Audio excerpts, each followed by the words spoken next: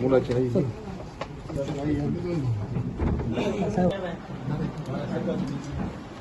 तिकडून जातो हो त्यांना जाऊ दे ना. भैया भैया भैया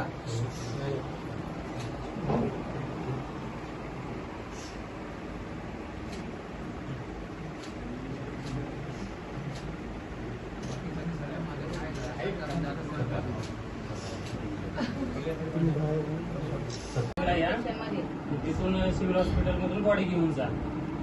मग आई म्हणली साहेब कसं काय झालं, माझ्या मुलाला 2 गोष्टी तरी बोलू द्या. तुम्ही असं कसं सांगताय माझ्या मुलाला हार्ट अटॅकमुळे मृत्यू झालाय, तुम्ही सगळं खोटं बोलताय म्हणले. आणि ते साहेब बोलले की तुम्ही या ना मंडळ पोलीस स्टेशनला आणि सोमनाथची बॉडी घेऊन जा म्हणले. आम्ही तिथून चाकणवरून निघालो. आम्ही राहायला चाकणला असतो, आमचं गाव हे नाही करवली. आम्ही इथं सध्या किरायाने राहतो. आमचं मूळ गाव लातूर जिल्ह्यामध्ये आहे, रामलिंग मुदगड. हरिश्चंद्र बिराजदार यांचं गाव आहे. तर आम्हाला बोलले की तुम्ही लगेच निघा चाकणवरून आणि येऊन बॉडी घेऊन जा.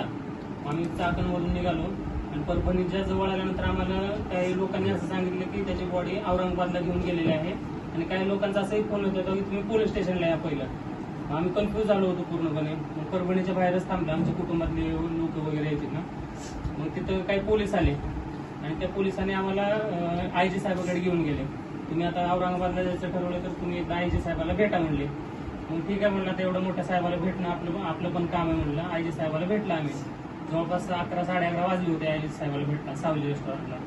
तिथं मग साहेबांनी आयजी साहेबांनी सांगितलं की सोमनाथचा मृत्यू हे हार्ट अटॅकमुळे झालेला आहे. ते म्हणले श्वसनाचा कसला आजार होता का सोमनाथ? आई म्हणले कसला आजार नव्हता साहेब, असं कसं म्हणता तुम्ही हार्ट अटॅकमुळे मेलाय, तुम्ही मारलं म्हणले माझ्या मुलाला. त्यानंतर अशोक गोरबांड अधिकारी एलसीबीचे त्यांनी तिथून उठले, दुसरे माझ्या जवळ येऊन बसले आणि मला हळूच म्हणते तू कुणाचं नको ऐकू, तुला मी 50 लाख देतो आणि दोन्ही भावांना नोकरी देतो, शासकीय नोकरी, आम्ही मदत करतो सगळं. आणि मी आईला सांगितलं ते असं बोलायला लागलं, म्हणलं ते काय पण पैसे देतो आणि नोकरी लावून देतो. आणि त्याने हे पण बोललं तू कोणाचं नको ऐकू, आईजीचं पण नको ऐकू म्हणलं त्या अधिकारी मला. अशोक गोरबांड नावाचे तिथं एसपी होते, सगळे अधिकारी होते पोलीस, पण त्यांनी कोणीच काय नाही बोललं. हा माणूस एकदम हळू माझ्या जवळ येऊन बसतो आणि तसं मला सांगतो की तुला 50 लाख देतो, नोकरी लावून देतो. मग त्यानंतर त्याचं ऐकून घेतलं. आम्ही औरंगाबादला गेलं आणि सकाळी पोहोचलो होतो आम्ही 7-7:30 वाजता. आणि PM झालं, PMला पण 4-5 घंटे लागले. आणि रिपोर्टाला पोलिसांच्या मारहाणीमुळे मृत्यू झालेला आहे. म्हणजे शॉक फॉलोइंग मल्टिपल इंजुरी असं रिपोर्टमध्ये आलं होतं. रिपोर्टमध्ये काय आलं? Shock following multiple injuries.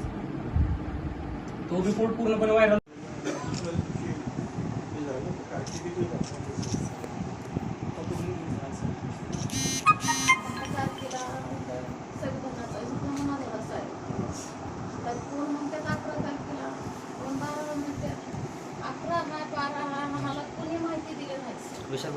त्यांनी घेऊन गेले पोलीस स्टेशन मध्ये, अटक केले.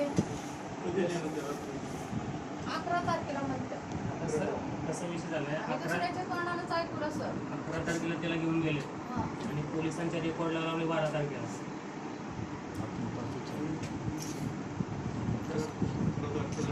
पोलिसांना आम्हाला कळवलं नाही. आम्ही होतो पुण्याला, भाऊ शिकायला होते, शिक्षण घ्यायला तर म्हणजे शिवाजी लॉ कॉलेजला होता. आणि 17 तारखेला त्याचे पेपर होते फायनल, लास्ट डिग्रीवरती जो ॲडमिशन घेतलेला होता LLBला. त्याचं डेथ झालं 15 तारखेला पोलिसांच्या मार्फत. पोलीस पण 11 तारखेला अटक झाली, 15 तारखेला डेथ झाली. आणि मृत्यू झाल्यानंतरच आईच्या मोबाईलवरती पोलिसांनी फोन केला. त्याच्यापूर्वी पोलीस आम्हाला कळवलेलं नव्हतं बाबा असं आम्ही अटक केली किंवा नाही. तर आईच्या मोबाईलवरती फोन केला पोलिसांनी आणि ते बोलले की तुमचं नाव काय, तुम्ही कुठल्या जातीच्या, तुमची मुलं कुठं राहतात, ते काय करतात. आई त्यांना सर्व उत्तर दिली. त्यांनी जात देखील विचारली. सोमनाथ सूर्यवंशी यांच्या कुटुंबियांची भेट तुम्ही घेतली. आम्ही आज जे आहे सावित्रीबाई फुले यांच्या अनावरण कार्यक्रमासाठी आलेलो आहे.